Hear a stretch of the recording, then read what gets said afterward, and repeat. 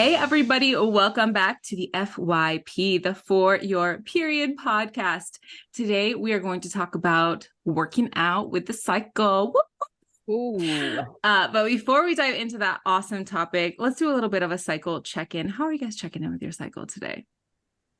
I think Sarah and I are we still synced up? We're still synced up, yeah, until my 19? period comes, pretty early. Yeah. We're day 19 over here. We and are I'm day starting 19. to feel luteal.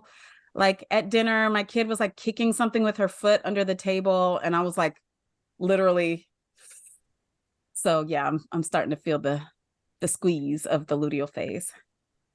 Ooh, Yeah, the I'm squeeze. starting to have all of the luteal phase project ideas where my home is just like, I have like all these ideas. And I'm like, which one is like the smartest one for me to actually tackle though with that, you know, that superpower? Is it completely redecorate my office? Probably not. Is it just like clean up the little bathroom side cart? That seems more doable, but I really want to do my office. You gotta look out for that luteal phase, like nesting. I love it. I love my plans for my luteal phase. I'm like, yep, that shit can wait, that shit can wait, and that shit can wait. And once the luteal phase gets here, it's on and popping. Yeah, because you actually want to. Even like the little nitty-gritty tedious stuff. You're like, no, I got this. I need to get it done. Yeah, you're good at it in your luteal phase. So I don't know if I always want to, but I'm like, I cannot stand this like this for one more minute. Like I rearranged my entire pantry on Sunday because I was like, I'm like, my pantry is calling me this get rid of yes. this. Oh yeah. And we've moved into a whole bag of junk and I was like, let's go. Yes. I have no organization for my pots and it's making me, I used to have like a pot drawer at our old house and we don't, so now I have to find solutions and I'm like, ooh, that cabinet is going to get it this week. So I don't know, is it like I'll share this because I don't think I've ever told you this, but this was like, there's no set way for us to put pots in the cupboard in our house. It's an old house. Okay. So we took I think they're for like baking pans. They're like with the slots and we turned them sideways and like screwed them sideways into the cupboard. So you can just slide all the pans. That's my plan. That's my plan. I saw that on Pinterest a few years ago. But Send me a picture of that. Yeah. I need to see that. Yeah. We'll include an example now that we've said that for whatever you get to your luteal phase and you need a project and you don't have a pot drawer because that sounds delightful. It is delightful. And it was like right under the stovetop and it's like this big deep drawer that all the things fit in perfectly. It was magic. Yeah. The pan thing that does works. Okay. That's been like almost 9 years and it's still kicking. So link it. Is it an Amazon find? Is it a dollar store find? Yeah, you can find them at Walmart. Okay. Nice. Easy. Right. Perfect. Amazon. Any of those. Any of the places. We will link that project in the show notes and let us know if you do the project. Yeah. Tell us what your luteal phase project is this cycle. I'm on day 23 and like I said, this one's been funky. I had some early cervical mucus around like day 7 compared to normally like day 9 or 10. So like I'm already spotting a little bit. So I think my period is going to come within 2 to 3 days, but I'm feeling good. So I often get like more energy. Like sometimes there's like that day where you get a bump up like right at the end, like that nesting energy.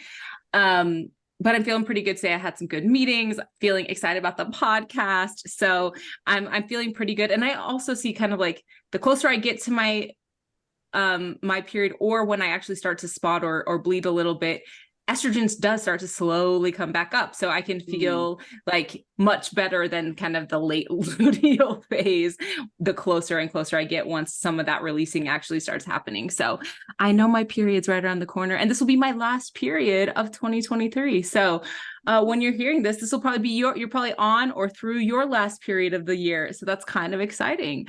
So yeah. That's where I'm at. I'm feeling good. Yeah, I like it. Like we get 12 or 13, hopefully a year. Yeah.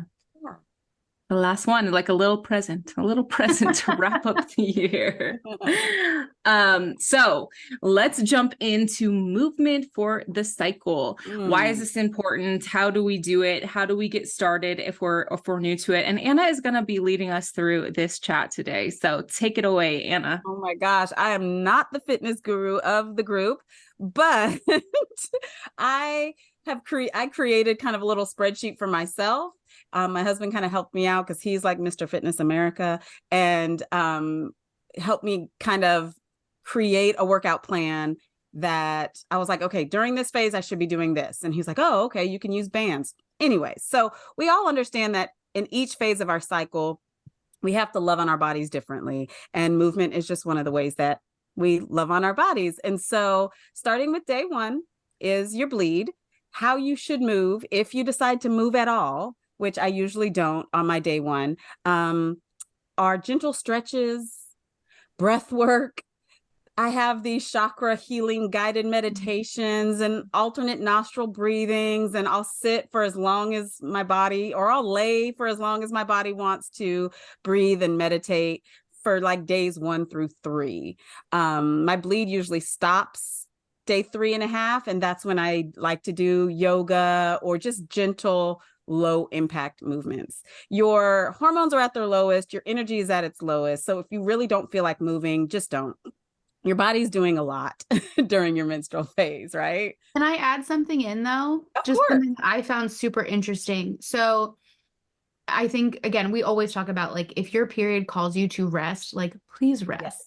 But something that, as I was looking into like kind of cyclical workouts, this is not applicable to like everybody, but if you are really fitnessly minded, or you're really interested in building muscle, or you're like actual athlete, there's research out there that says like those days of your period are like the best days for building muscle, because hormonally you're most like a man.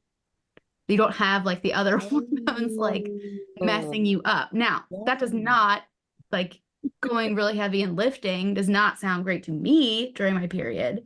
But I always like to just kind of include that caveat when talking to people. But if you do feel like working out, it's okay. You're not going to do anything bad. Exactly. Your body. Yes. For saying that. Do what your body feels like doing. I approached my workouts from a place of guilt and shame before. Like, I had a personal trainer say the only reason you should not work out is if you have a high fever, not even a mild fever. And I mean, this was my personal trainer working through pain, working through periods. And so I had to finally give myself permission in my menstrual phase to not work out if I didn't feel like it, because I was injuring myself. Right. I have, my balance is worse when I'm bleeding. Like, there's certain things that I couldn't push myself to do. So yeah, I love that you added that. That's so important though. Like what you said, where a lot of us come at it from like that place of guilt. So it's almost healing, like that we all need to shift how we work out during our menstrual cycle for a while, especially during our period, to heal that like, oh, we have to. Right? Yeah. No, you don't. Yeah.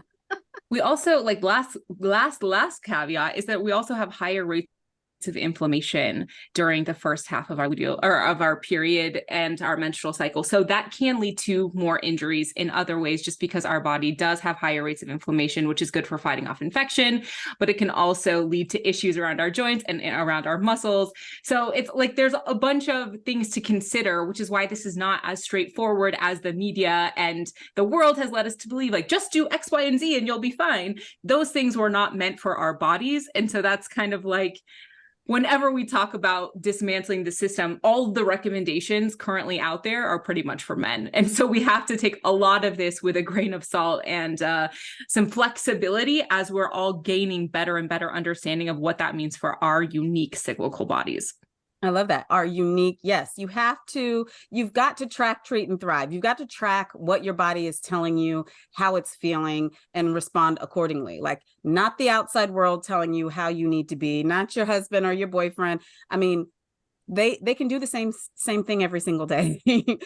We typically can't, and it's okay. If you can, more power to you. I love it.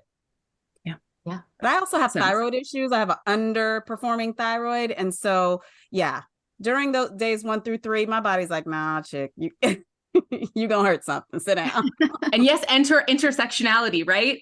You may have different health conditions. You may have different autoimmune disorders. You may have all. So there is no one size fit all. There is not one kind of body that is universally correct. So take all of this information and layer. This is why being a psychoscientist is super important. Layer all of your own unique biographical data on top of any recommendation we ever give. And remember, you're the ultimate authority on what is going to make sense for your workout. You are. Do it. So caveats out of the way. Now, what do we do on day 4?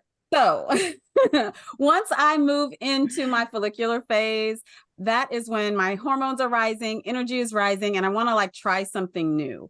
And so I have a body subscription. It used to be called Beachbody, but I would add in weights, and I've got a spin bike, jump on the spin bike, and would alternate between cardio and weights, upper body, new workouts. I would start a new class that I had never tried before. So every month it was like, oh, I get to try this new class, whether it was, a cardio bar class that had body weight workouts and things like that, but lots of new things.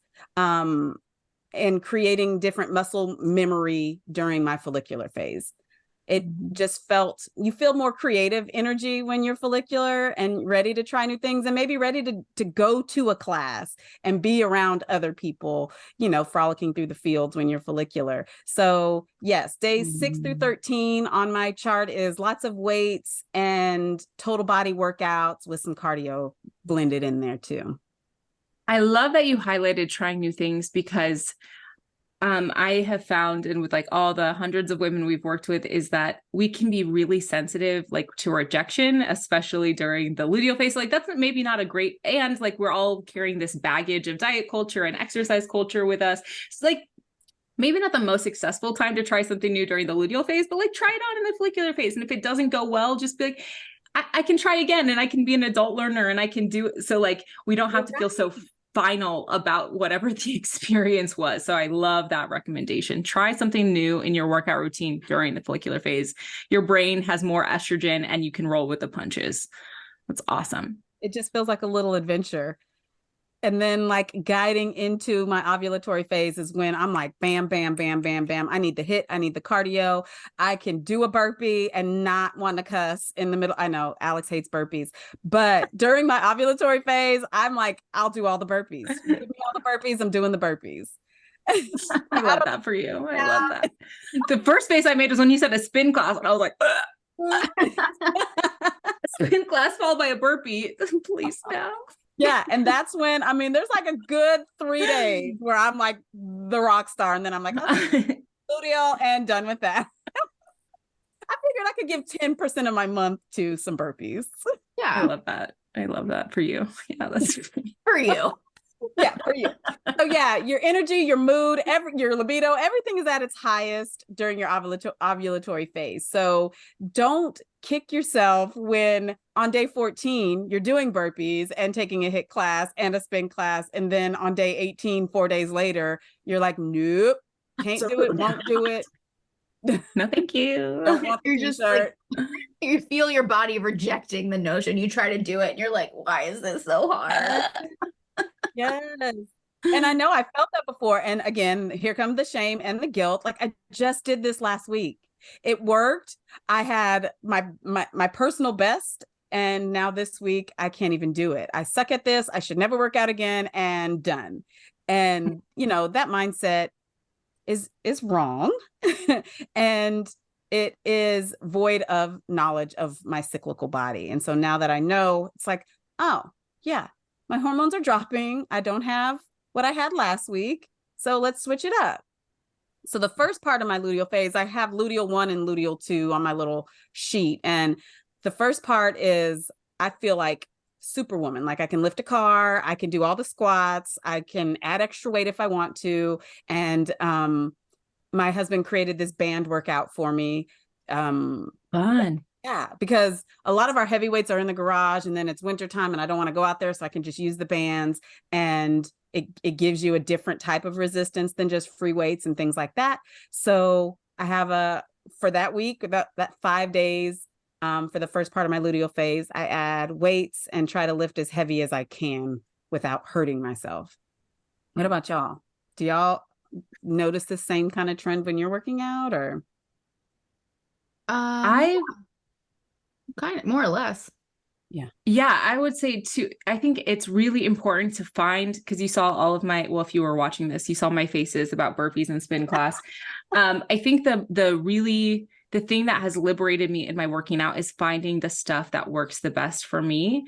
And for me, that's lifting weights. I am obsessed with lifting weights. I love doing it. But what I find, so I may do a workout with weights every day of the month. But what changes is the amount of weight that I lift and the length of, so I maybe do like a 20-minute versus a 30 or 40-minute.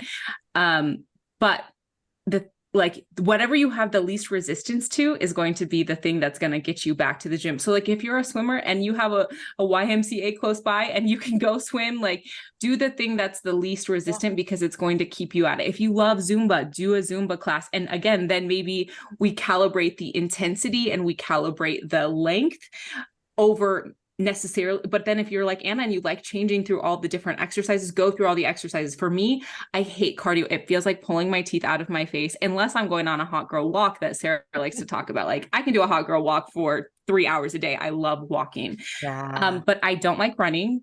It hurts my knees. I don't like doing burpees. I don't like doing a spin class, but I love lifting and I can be on beast mode. I can lift heavy weights. Like I love doing that. And so I have found that just allowing myself to just stick to like the kind of workout that I really like. I have gotten in so many more workouts this year when I have really drilled into that versus like worrying about, you have to do cardio. No, you don't have to do, if you are lifting weights like my heart rate goes up high. Yeah. If you're lifting, because increased heart rate is good for cardiovascular, right? There are ways to get all of the benefits in whatever the kind of exercise that you're doing. So I think that's more important, is like finding the modality that works for you. And then I absolutely calibrate with the cycle in the ways like, hey, maybe I'm doing 10 pounds where last week I was doing 20-pound weights or 30-pound weights. Now I'm doing 10-pound weights, even the same workout, because I'm about to start my period. I same what way. it needs. Yeah. You know what it needs. I love that. Yeah. And so there's a researcher out there. I have her book here. Her name is Stacy T. Sims, and she's like one of the only like exercise physiologists out there that has been studying like our cyclical nature as in association with exercise and sports and stuff like that. And she provides if the 4-phase approach feels like too much, she also says that you can kind of just break it down into the first half of your cycle and the second half of your cycle. You have like a lower hormone phase and you have a higher hormone phase. The lower hormone phase is the first half from your period up until ovulation. And then in the luteal phase, like your hormones are higher. You still have estrogen and your progesterone is way up there. And basically you can go a little harder in that first half, maybe not go quite so hard in that second half. So sometimes that's how I have to think about it, where it's just like, I don't have to overcomplicate it. I'm on day 20. I know I need to move my body, but it's gonna really not feel good. And I'm more likely to push it too hard if I don't remember that, no, you're in your high hormone phase and you don't need to do too much. Just do something. Do something. Yeah. And if you're at this place where full disclosure moment, when I got to the top of 2023, it had been probably 3 years since I had done an actual workout because the pandemic. I was pregnant with twins during the pandemic. Then I was raising toddlers. And I was get to the point where sometimes I was getting 1,200 steps a day, maybe because and then my job is sitting at a computer. I was like, this is so overwhelming. This is horrible. So I was like, I need to start moving because this is not a weight loss thing. This is not I am in chronic pain. My bones hurt, my muscles hurt, my joints hurt. I am taking 4 Tylenol every single night to fall asleep because I am in so much pain. I'm so inflamed. So I just started walking 20 minutes a day. And that was my goal. I was like, I need 20 minutes of movement, and it's okay if it's walking. I did only that for 3 months. And then I started adding in some other stuff. And then so if you feel like you're in the basement right now where there's no hope, you can't see the sunshine, just start taking a 10-minute walk. Yeah. Right. Whatever phase you're in, just start doing a movement. And it's time for us, like, especially as moms and as women, to reclaim movement for our own highest good and health, because it's been brutal. We've been brutalized with it for so long. We've been brutalized by exercise. Yeah. But really, it's like joyful, reduces cortisol, is so good for all of our hormonal function, that wherever you're at, just start doing it for yourself. For yourself. Because as women, I mean, we already feel like we're doing all the things, especially if you're a mother, you're doing all the things for other people as well. And working out feels like one other thing that you're having to do instead of something that you get to do. And watching the Blue Zone documentary, I was like, oh shit, I've got to move more than I'm moving. And just, yeah. And honoring what your body needs and how it feels. I love just taking your month as a snapshot and saying, this half is this half and this half. My mind, I kind of get, if I'm used to a certain movement, I won't go hard. And so my variety is kind of what I need to kind of trick my muscles into working how they need to work. And just knowing that this is what's happening in my body and this is a nurturing way to move has made all the difference. Yeah, we owe it to ourselves. We owe it to our kiddos. It's so fun now because I don't remember ever working out with my mom, but like my kids will see me with a headband on and they're like, are you going to do exercise now? And I'll be like, yep, I'm going to go do my exercise now. Or this weekend, I didn't want to lift weights. So I decided to put them in their stroller and we walked like a half an hour to the PX and then walked back because I was like, mama needs some exercise. And this is the only way it's going to happen today because I don't want. So like get your family involved. We could all use these healthy movements for ourselves. So maybe let's just end on what is like the number one thing that's happened for you since understanding this connection between cycle and movement. Healing. I think healing that trauma of like the shame, like giving myself permission. That's the biggest thing. I think for me, it just helps me be consistent. I will say I was lucky enough to grow up in a house where my parents were active.